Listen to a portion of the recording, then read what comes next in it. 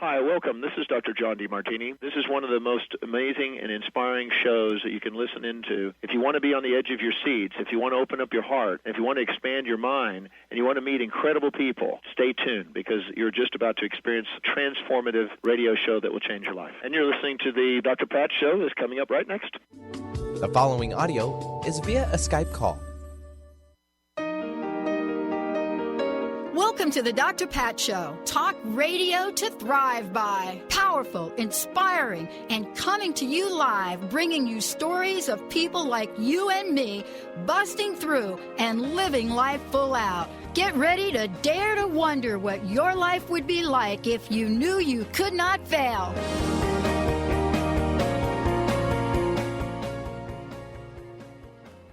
On. Thank you. You are listening to the Dr. Pat Show. This is Talk Radio to Thrive By, and I'm so thrilled. We get to kick off another week here, and what do I want to say? Just pump up Positive Talk Radio. Many of you have been emailing and asking about our crowdfunding initiative, and here's what I want to say about it. We stepped back from doing that a little while ago and wanted to wait until we had some more what do I want to say? Information about our technology. But yes, we are going to do our crowdfunding effort that is called Take Back Talk Radio. And it's an initiative to not just save Positive Talk Radio, but to expand it and to do it in the most cost-effective way. And you're going to hear lots more about that. Today, the question, though, is, what do we know? How do we continue to bring amazing guests to all of you? How do we do it in the best way that we know how? Now, here's what I want to say about all of this. Somewhere along the way, I learned about, are you ready? Totem animals. Now, many of you have heard me talk about going out to that desert. Benny certainly has had me talk about that. And then Benny and I have had some very interesting sharing of some, I don't know if a fish is an animal, but Celia Gunn is joining me here today because that's why she's going to help answer all these questions. Who knew that Benny and I would ever share the love of an amazing goldfish? Who knew that? But what is it about our totems, are these fabulous animals that come to us? What do we learn? And how is it that they come to us at some of the most, I want to say for me, painful times in my life? But yet today, I am so eager to talk with Celia about this.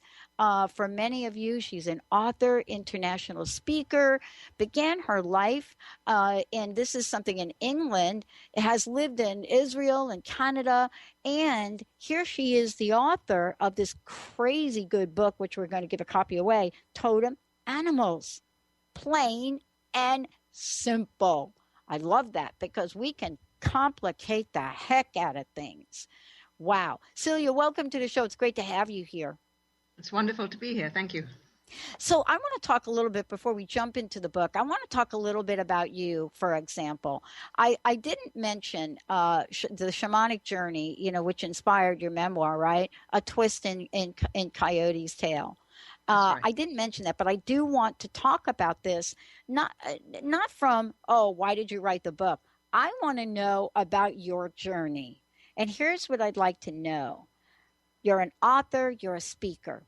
I didn't even begin to touch upon the adventures that you have been on. But what are some of the challenges, okay? What are some of the obstacles, Celia, that you had to overcome to get here today talking to us? Oh, that's a good question. Well, I'll tell you the first one was, and this is actually how I actually first learned or even heard about the tradition of totem animals, which was, a good, 25 years or so ago when I was living in Canada, and I was drawn into this situation of these Native American people who had been declared extinct by the Canadian government. And I was drawn into their situation of kind of a rebirth, of coming back into their roots, back into their identity. They were not extinct. They were actually just fragmented and scattered. And I came to be living right on one of their ancestral villages, 5,000-year-old village in British Columbia, and knew, having been drawn there, that I was going to have something to do with these people. I was a single mother with 3 children, and I had come there ostensibly because of a teaching job I just obtained. And my son, who was only 4 at the time, became very sick.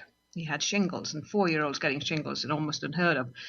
And everything was going very, very badly. The school was an alternative school, and it was kind of falling apart. There was a lot of strain and stress. There wasn't enough money. I was really kind of winging it on my own with 12 children. I mean, I was competent, but it was just very limited resources and very limited potentialities. And at this point, my son got so ill, and I just went out onto the ancestral village, actually onto a burial ground that I didn't even know existed yet, and sort of pounded on the ground. And I was really in a dark night of the soul, practically, just as you spoke earlier, a difficult time. And I said, oh, why am I here? This is too much. Why did I ever come here? My life was so cushy before, and I don't know what I'm doing here. I need help. And that was the key word, of course, I need help. Please help me. And I called it out to the snow and the trees and the mountains, and it was perfectly silent, and thought I was utterly mad, and went back to the log house I was then living in, renting. And my children were out with their father, my ex. And I sat in the chair and looked up at the mountains, and I just felt totally drained, absolutely like a bit of jello on the floor. And in the sky started to appear, the clouds started to literally sort of shapeshift. It was really spooky.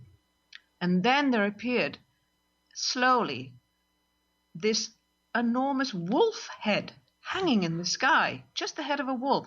The ears, the muzzles, the eyes, the ruffs on the cheek, the nostrils, everything was there, the jawline, all, these clouds were forming it. It wasn't a shape of a cloud. It was forming into a cloud. And I'm sitting there absolutely gobsmacked. I don't know what it is happening here, except everything has gone really kind of silent and strange and otherworldly. And then slowly, slowly it begins to dissipate.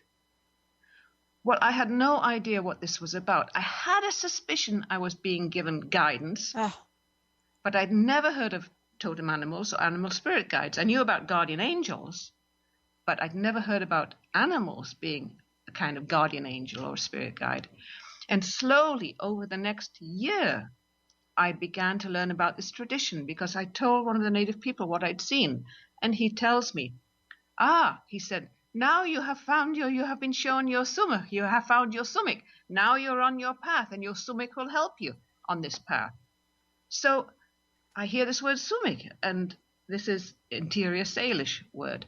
And I don't know what this word means, but I knew better than to say, oh, what's that mean? Because I understand with native people, you don't ask questions, you just wait and you will learn. And so I found their creation myth. And basically what I learned is that there is a kind of, from the first beginnings of people being created on the earth, we were the last to be created, the 2-leggeds. The first peoples were the plant and animals and mineral people. And when we came, Coyote, according to their mythology, Old Man Coyote, made a contract with the first peoples, the animal and bird and plant peoples, to support the new 2-leggeds, because they were so puny and weak. And they would give their lives to do this and guide them. And the way to communicate with this, for the sacrificial giveaway that the animals and birds were giving for us, and the plants, was through the sumach. And the sumach is basically what we are now calling animal spirit guide, or the sacred power of communication through animals and plants. And it was a given with these people. So that came to me over the next year from this very dark night of the soul. This was just one of the hurdles I crossed in this understanding of animal spirit guides. Yeah. So I was shown wolf, and I was shown a white wolf, right? Oh. It was a gleaming white wolf in the sky. And then I learned that the sacred mountain of these people has a spirit name of white wolf. So it's complicated, like you say, but it's not. It's actually really very simple. Yeah. If you can just keep that level of don't get too hung up on everything. Just, keep it sort of simple in your mind. This creature has a significance. Anyway, that was one hurdle. And another huge hurdle happened just after I was commissioned to write this book you're talking about, Totem Animals, Plain and Simple. I was diagnosed with breast cancer. Oh, wow. And it was a nasty one. It was actually 2 cancers at the same time, in 2 breast cancers, 2 different ones.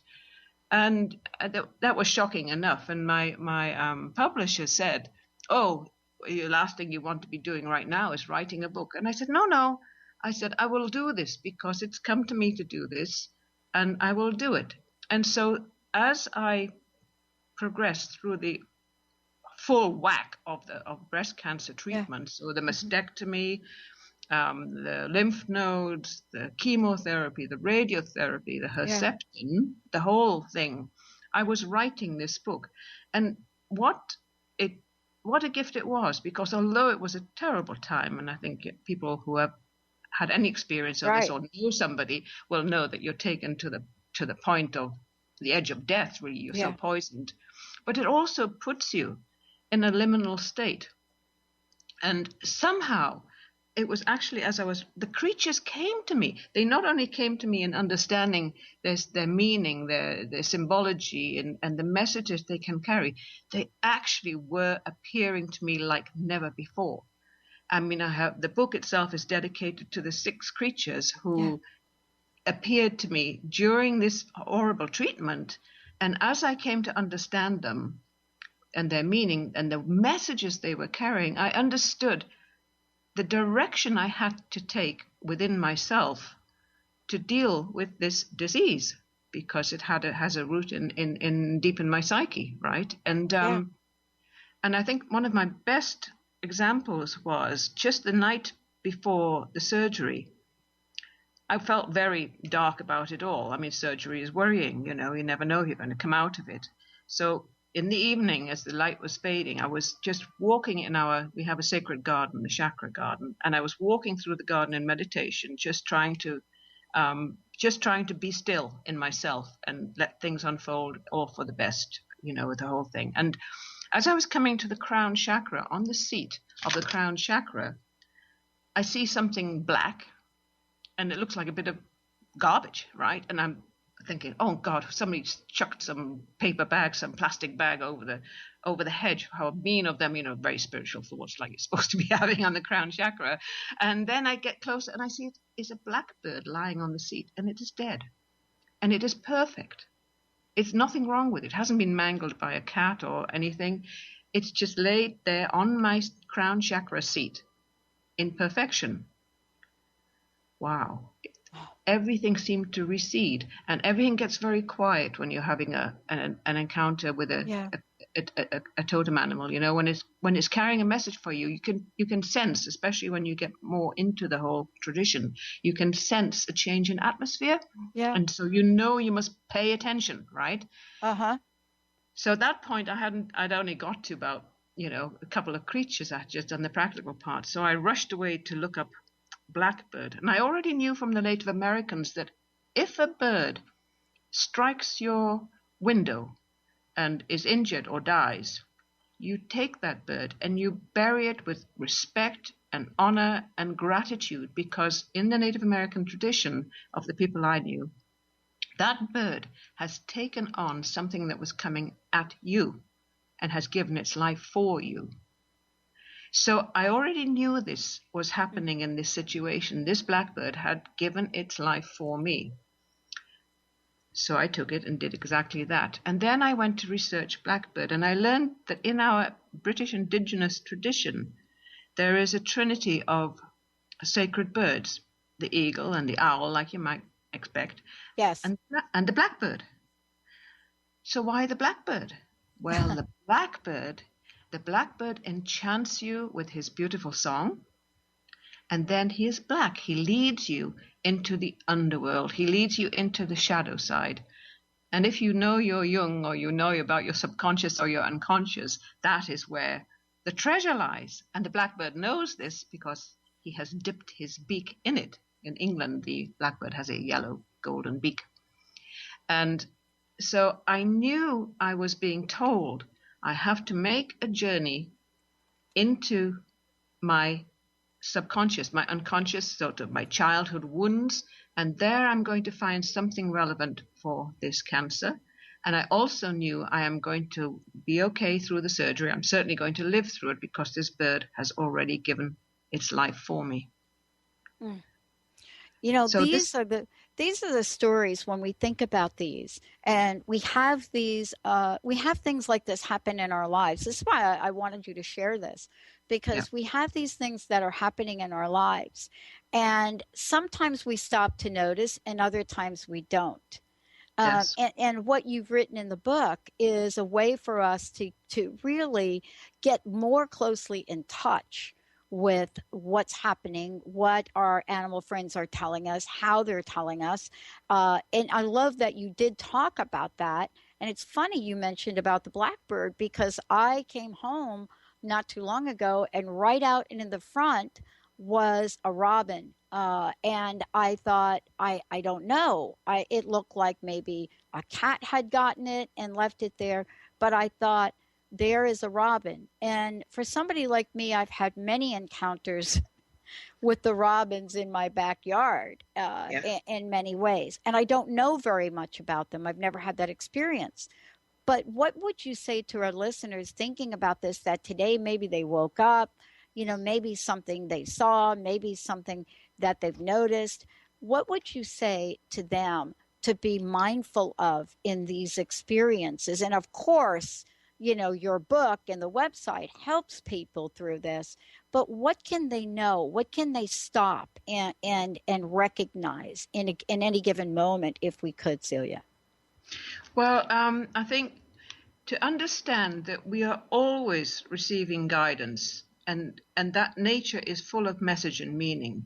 If we have these eyes that pay that attention, the ears that listen, just beyond just skimming over the surface.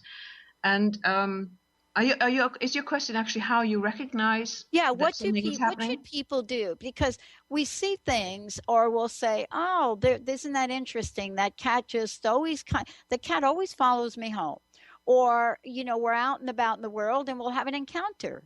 And most of the time we're not paying any attention to it. But what I wanted you to share is, what might we do to pay attention, perhaps in a way we hadn't before? It's kind of ho-hum, but it's not really. I mean, for me, I've had many encounters, not this summer, but also last summer, with the robin, finally to the point where there one was. That was dead, and there it was.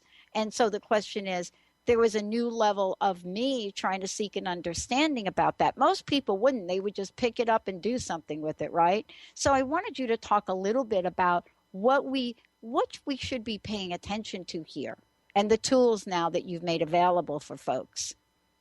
Well, yes, to learn to look with those new eyes that you have obviously become familiar with is a practice that is ongoing. To pay attention is also a practice that begins somewhere and then is constantly being refined. And the beautiful thing is that once one starts to pay that special attention, that the robin on the ground is not just a messy bird to be cleared away. This is a messenger. The cow that stands and looks you in the eye is not something that is challenging you, or perhaps it is a little bit, but it is still a messenger. The fox that crosses your path and stops and looks at you, this is a messenger. And I think it's a very gradual process, as it was for myself from the moment of that extraordinary shape, that wolf head hanging in the sky. I still had to learn to pay attention. And we have a very, what we call it in yoga, the monkey brain or the monkey mind. It's all over the place. Oh, I need some toilet paper. Oh, what did he say to me the other day? I should get back at him for that. Oh, this, oh, that, And all our little daily worries and pressures and stresses, and I shouldn't call them little, they're often just big enough. They're all crowding forward in our mind. So to walk in stillness, to sit in stillness, and a person needs to kind of a little bit at least begin to consciously still themselves and pay attention and look. and ask for guidance to be given you. Ask for help. And this is another key, I would say, issue, because we are so bad at asking for help. Oh, I can do it by myself. From shoelaces onwards, we are always, I'm independent. I don't want to be beholden to anybody. I can take care of myself. I can do it by myself. Well, the spirit world, which is just on its edge, wanting to help us, guide us, the ancestors, whoever you want to, or however you want to label that, is so keen to guide us and help us. But of course, my understanding is the universal law is cannot intervene. We need to ask. So this is one concrete way a person can begin this process of reconnection, really, because that's what it is. It's our birthright to be connected like this, but we have nothing in our culture, our society, that teaches or shows us these ways. Yeah. So to ask for the help, ask for the guidance. Please go out there, show me. You see the robin and you notice there's something special about it. So the first thing you do is gratitude. Thank you. Respect and honor it. These are the first key things. As soon as you begin to show, and then please show me more, or confirm I'm feeling this. Please, can you confirm? And all of these characteristics, the respect, the honor, the gratitude, this continues to open the door of perception that you can then really begin to connect more and more deeply into this tradition. Can you see what I'm saying? Yeah. Hey, let's do this. Let's take a short break here because we've got a caller calling in. I'd love to bring our caller on the show. Mr. Benny, we have Ann calling in today. Hi, Dr. How are you? Awesome. How can we help you today? You have a question and comment, right? Well, I agree with your guest host about being very mindful about when animals are around. It seems like one time I was driving and I saw a deer and it had stopped, and I had to stop as well, and it was just talking to me. But the mindfulness is the most important part. And another interesting thing is I have a lot of cardinals that come in my deck.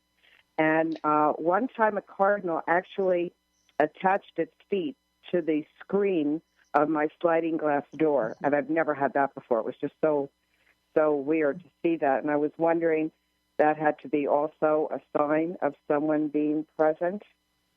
Oh, yes. The bird wasn't hurt. The bird wasn't hurt, but he just stayed there for a few minutes on the screen. So he was kind of like on the side, like he could fall right off, but he was hanging onto the screen. It was the weirdest thing.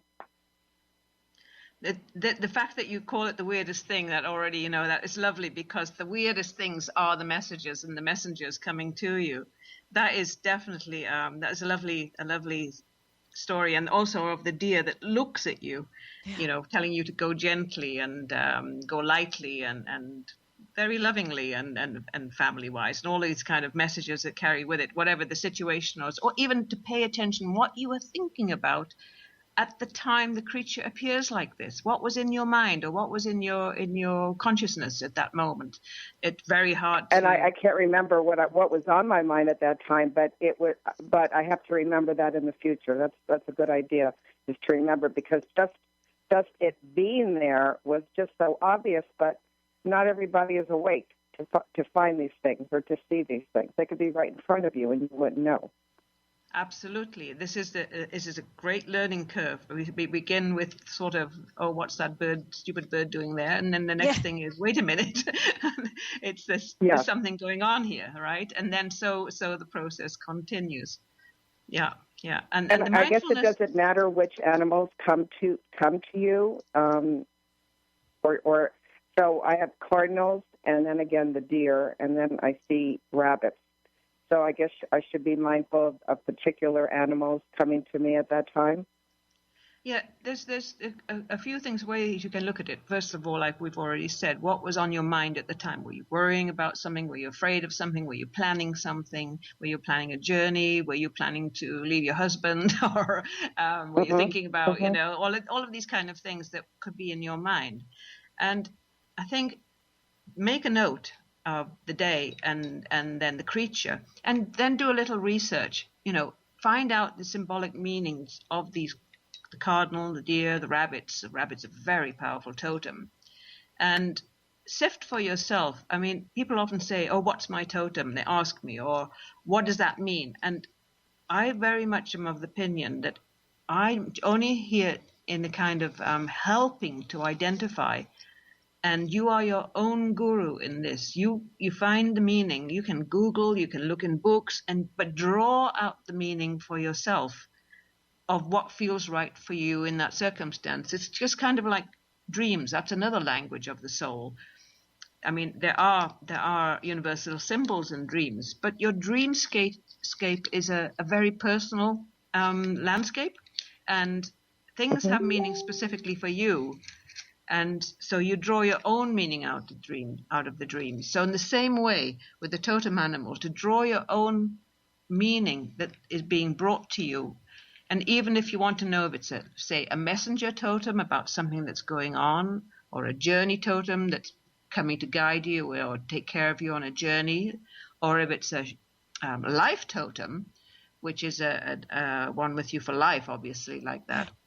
There's a lot of different opinions about life totems. My personal feeling is one is for life, and then more may attach as you grow in experience, in knowledge, and in wisdom.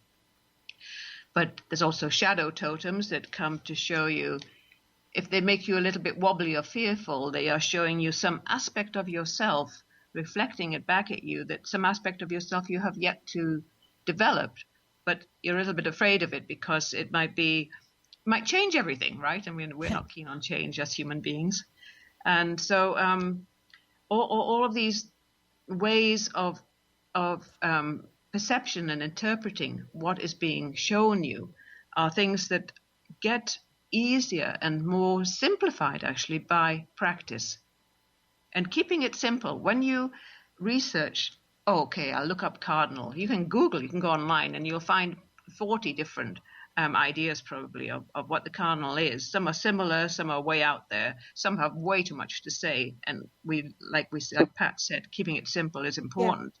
Yeah. But you will find things that resonate with you in that. So you make a little note of the thing that, I will. Oh, that feels right. Oh, that feels right. Oh, I don't agree with that. So just discard it. What is it's your experience, right? So what resonates for you will be your truth. I hope that's helpful. Okay. Yeah, wow. Yes, thank you so been. much for that. Thank you, Anne. Hey, Anne, you know what I would like to do? Yes, dear. Would you stay on? Yes. And let Benny get some information. I'd like to get you a copy of the book. Oh, thank you so much, Dr. Pat. All right. And stay on. Benny, would you please do that? And Mr. Benny, yes, let us go to a break if we could. Hey, everybody, when we come back, we're going to be diving again into totem animals. How do you recognize them? What do they mean? Can they change? And what if there is an animal that just is with you? You've never seen it. You don't know much about them, but you've now have them everywhere. Stay tuned. We'll be right back with the show. My fabulous guest, Celia Gunn. We'll be right back. Thank you. But I bet you didn't think that they would come crashing down. What is a brilliant culture? And how do we create them? Why are they important? Claudette Rowley has created a breakthrough 5-step process to help you design a culture that is authentic, innovative, and successful. Learn how to create change with Cultural Brilliance Radio, the DNA of organizational excellence, and Claudette Rowley. To learn more or work with Claudette, visit ClaudetteRowley.com. Are you ready to start winning at the game of life? Lynn Brown, host of Get Into It, Winning at the Game of Life, is here to help you reach places and goals that you never thought possible. Lynn is an intuitive healer with a specialized background in financial healing. She combines her intuitive nature and her wholesome approach to financial planning. To learn more about her financial planning services, contact her personally at intuit.com. Chris Stanis is a spiritual leader and healer and teaches a course on how you can transform your life through a meditation and healing system that will manifest your spirit's dreams. She manifested the Women of Wisdom Conference, the Women of Wisdom book, and this radio show. And she can show you how to change your life too. Are you ready? Visit the website and contact her at voicesofwomentoday.com. That's voicesofwomentoday.com. Have you been seeing numbers like 111 and 222 everywhere you go? Do you feel that the universe may be trying to get your attention, perhaps offering a message of some sort? As it turns out, numerical patterns in certain types of geometry form the very fabric of our reality, from cells under a microscope to the astronomy of our night sky. At Stellar Reflections, we offer special sessions which tap into these patterns, designed specifically to support you on your journey. The 111 and 222 activations are sessions activating new patterns in your energy field, which in turn can help you create new patterns in your life. After just one session with a practitioner, either in person or via distance, clients report gaining greater clarity, becoming more intuitive, and honoring their inner truth as they move forward in their lives. Curious about what these transformational sessions might do for you? Call 425-999-9836 or visit stellarreflections.com. That's stellarreflections.com. Do you want to achieve your goals? Do you want to strengthen relationships with others? Do you want to improve your financial status? Colette Marie Steffen is partnering with Mark Kettenbach to bring you an energetic upgrade online experience. Unfold and develop your full potential. Visit energeticupgrade.com today for more information. That's energeticupgrade.com.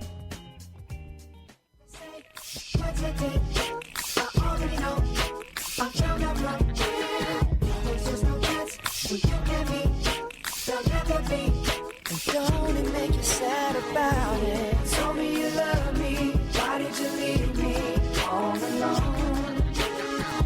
Now you tell me you need me.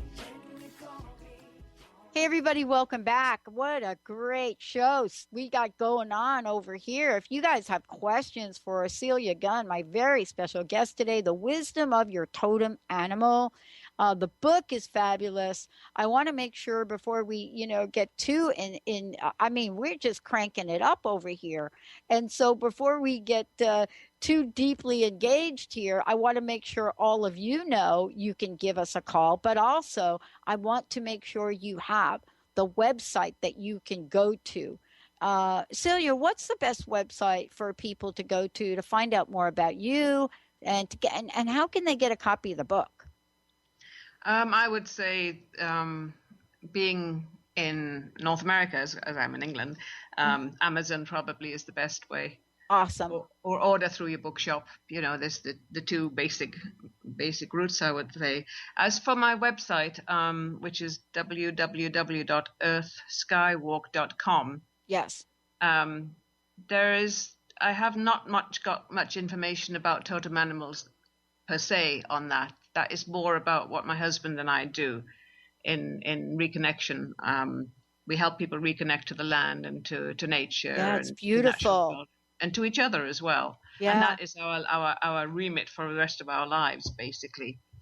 Yeah. And I also, Twisted Coyote's Tale, my book about my experience with the North American Native people, has its own Facebook page. And also, I have a sacred garden, which is called the Chakra Garden, which has its own Facebook page as well. So people are welcome to visit both of these pages. They can easily contact me through either of these Facebook pages. I'm mostly on Facebook, as well as and the garden's also on the website, and the philosophy behind the garden, which is it's a meditation. Beautiful. Beautiful. I'm happy if people would like to contact me, ask questions, but I will still say the same thing as we were just talking about, Robin. Ultimately, the interpretation of your creature is down to you. I can say it means this in mythologies, it represents this, it represents that, but be your own guru. I can't stress this enough. How people say, gee, you are you. And to be, use your intuition. This is what totem animals can help, being in contact with this tradition can help you with. It's refining your inner knowing, refining your intuition. Your instincts are really going to get stronger and stronger the more you delve and travel into this tradition and make it part of your life, as it has become in mine. And I think for me, it's probably the most important one, in my opinion, that people can reconnect with, learn about. It is part of our heritage. It was part of our indigenous British heritage until the church kind of swept all this stuff away. However, it is still even in the Bible. In Job, there's a quotation about, people probably will know this, about they ask the animals and they will teach you. The birds of the air, they will tell you. Speak to the earth, it will teach you, and let the fish of the sea inform you. Oh. And so it's been there the whole time. And there's also it's so vital to me that when I actually met one of your great New Age giants, I would say spiritual giants, Barbara Handclough, about 7 or 8 years ago, and we met because of the Native people that I was working with. And in her book, The Mind Chronicles, there is the most succinct quote I can think about for this, and that is, when a person finds his or her totem animal, then he or she is a whole person in the cosmos. So that, to me, is the best way I can sort of relay the importance of this tradition to me, because this is your connection to the stuff of which you are made. You are made of this planet. You are made of this earth. And, we are all interconnected. We're all part of the sacred web of life. And so I'm pushing it very strongly, I'm afraid. Yeah. But, that I do believe in this tradition very powerfully as being one of the most important to connect with. Mm-hmm. What do you think is the most, I would say right now, from the many people you've worked with writing the book, what would you say is the most misunderstood animal totem? Or maybe there's more than one, but what do you think is most misunderstood? Like when people are told, or people feel, oh, that's my animal totem, right? They're like, really? But what do you think is, would you say is an animal totem that's misunderstood? Meaning that we know about it, but we just don't get the true meaning of it. I think I'd like to go to two extremes on this one. Yeah. One is rabbit. Yes. I've got the rabbit page. I cannot believe you did that. I just am sitting here. I cannot believe you just did that. Page 75 in your book. Interesting. Oh, lovely. Okay. All right. Okay. Well, the rabbit, I mean, you can see why people would say, a rabbit is my life totem. That's terrible. And I actually had this happen to me in a guided meditation. A tall, big guy from London with a ponytail came up to me and he said, I think my totem is eagle. This was after the guided meditation. And I said, well, you said I think, so that already tells me it's not, because I said I told you not to think. I said, let it happen. And then he said, well, to be honest, a little rabbit popped into my mind's eye when during that meditation. And I said, take the book, go look at rabbit, go read about rabbit, and just have a few moments for yourself. So he went away, read about the rabbit, and he came back and he says, no, it's me to a T. So here is a creature that is very sensitive, super sensitive. Look at its whiskers twitching, its eyes, its ears. It can hear so well. It's clairvoyancy, clairaudience, super sensitivity, right? Very cautious, very humble, and creative, right? They have babies galore. So you've got a whole bunch of meanings here. And then also, it's a basic food animal for so many people. It has sustained humans and prey animals throughout existence. So it's a great giveaway creature, so generous, right, of its life. Yeah. So it is a very powerful totem to have. And I think another extremely misunderstood one on the other end of the scale. Actually, I was just going to say that guy who said eagle wasn't that far out, because I do suggest to people that they look also at the other side of their totem. So looking at eagle, who preys on the rabbit, that is part of his experience too in totem. So that's the balance, if you will, the eagle that hunts the rabbit and so on. Wow. But the other one I would say is snake, because if you know our majority religion, Christianity, the Garden of Eden story, and there's the snake, sending us out of, making us lose our place in paradise. Mm-hmm. Well, it's not quite like that, really. If you peel back the layers of meaning in the story of the Garden of Eden, The snake is not, he's not subverting us. He's actually showing us that we have free will. We have choice. He's showing us the wisdom of free will. We can do the nasty thing or we can do the nice thing. And that's always in front of us, is that free will and choice. And that is what snake is, first of all, showing us in our very basic mythological stories in the Bible. And then, if you take snake in the terms, I mean, I've not met many people who have got snake as a totem, because it is a very powerful totem. And, you know, there's the shamans who have snake as their totem usually have to let themselves be bitten by the snake and have to survive the poisoning of the venom, and on and on and on. So they almost die. They almost go to the other side. They go to the liminal state and recover, and they go through fire and they become highly refined. So somebody who has snake as a totem is going to be a very powerful person with high creativity, who can go through the fire and survive. It can shed skins, right? And change and grow. So those were two I would center in on quite differently. Wow. You know, I want to talk with you about this too. And Benny, we're just going to skip the next break as well. You know, I have a really just amazing best friend. And for as long as I can remember, just this absolute affinity to dragons. You know, got dragon sculptures, whatever it is. And, you know, when you ask and you say, well, have you, you know, was this part of your childhood? No. So I want to talk with you about this, because sometimes we wake up or we go through life and we have this affinity. And in her case, it's dragons. You know, it's not like she runs out and goes see every dragon movie. It's just this closeness to them, right? Yes. And many of us have other things in our life that, you know, other animals that we're really drawn to.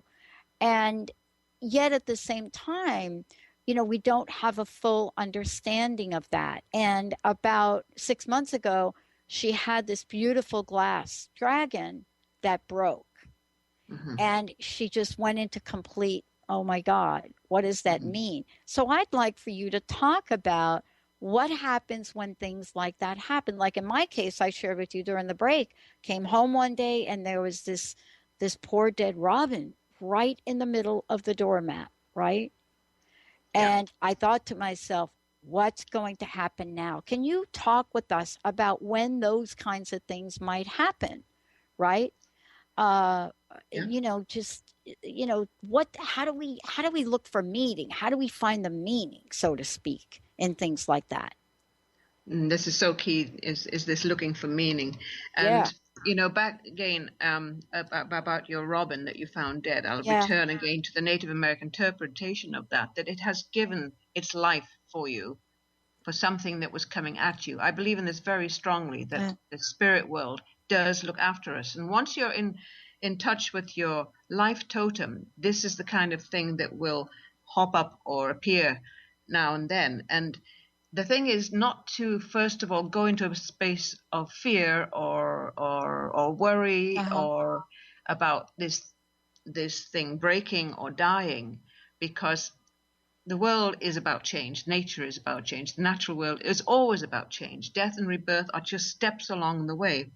Breakages and putting them back together, that's just steps along the way. But I do feel very strongly about this, for example, this broken black dragon. The dragon, it was a crystal dragon. Yeah.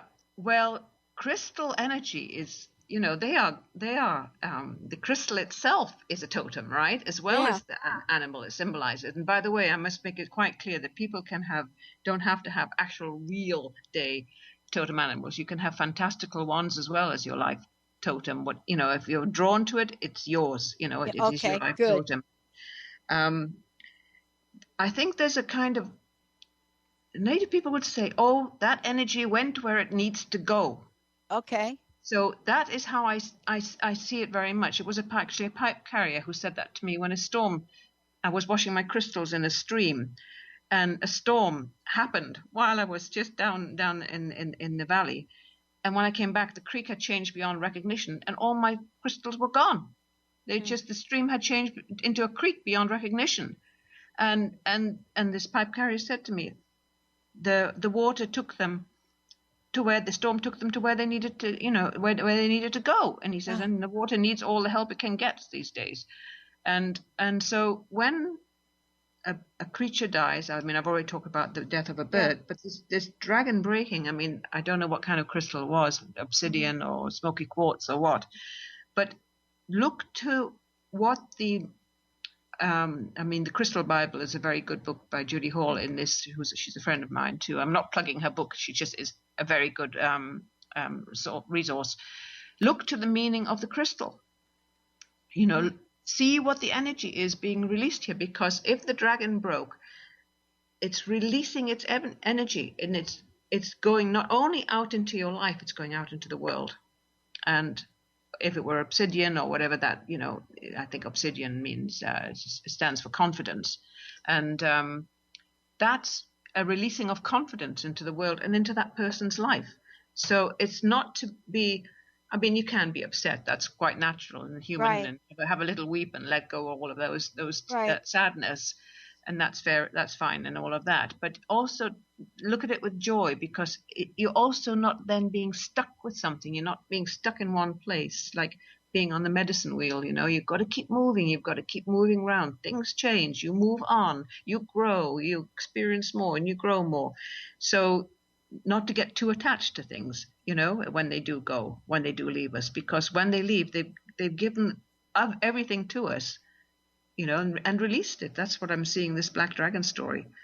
It's given up its energy to that lady, and it's time to move on to the next level. Yeah. Well, I think that for many of us, we have a sense of what we're related to. I have to tell you, it doesn't matter what day of the week it is or what time of the day it is. I will pull out of my street and take off to wherever I'm going. And I can't remember a single time that I have done that I haven't seen a rabbit. Not a single time. In the mornings, I get up early. I go meet with a group of people. I pull out. Maybe I don't see it when I'm pulling out, but on the way home, boom, there it is.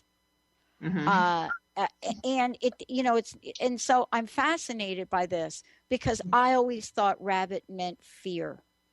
That's kind of what I learned. And then I read your book about that, and it's something different. So what you've been able to do is help us really understand this. I have a question that came in. What if you have animal totems from as a child? Do you outgrow these? Do animal totems? Oh, good question. Do animal totems transition as we go through cycles of aging? That's a good question, right? It is. It's a wonderful question. And I think I'm going to be very careful here, because I'm giving you my opinion and my worldview. So other people might have different views. I think very much like, I don't know if you've ever seen that film, The Golden Compass, based on, Philip Pullman's trilogy, his Dark Materials. And in there, he has an alternative world where the people have a daemon, D-A-I-M-O-N, not demon, daemon, which is their familiar or their totem animal. Yes. And in that book, they, in his view in that book, that switches all the time as a child. It moves to this, it moves to that, it changes this, it changes that, and it doesn't really get established until they are past puberty. That makes a lot of sense to me, because children are flitting around like butterflies, experiencing this, experiencing that. They might gather 2 or 3 totems, they might gather 5. They might keep the 5. And this is again where you are your own guru. I would say with children, the most important thing is, if you see a child who is dead keen on horses, or like myself, I loved wolves from childhood onwards. I always, if you'd said, what animal do you want to be? I would have said a wolf. And that is sort of a really good way to find it out. However, it's also very important not to fixate a child onto one creature, and not even maybe to point it out too much. Let them experience it in their own way. It helps the parent to know the child. If you know your child is very keen on horses, look to the horse, the grace and the beauty of the horse that has carried us across the world, all of the things that the horse symbolizes.